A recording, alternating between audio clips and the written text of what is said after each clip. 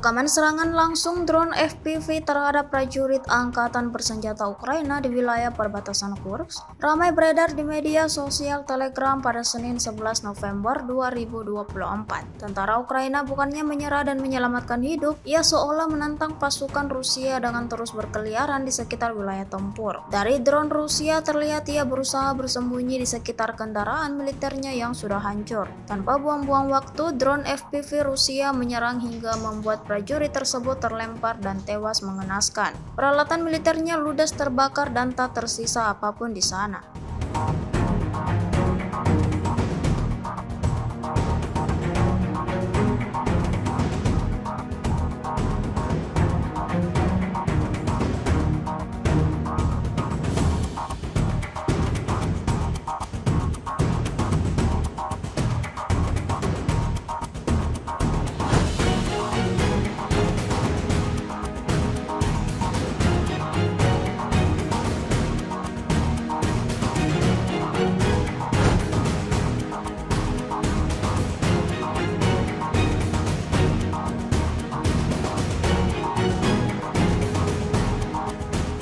Download Tribun X sekarang, menghadirkan lokal menjadi Indonesia.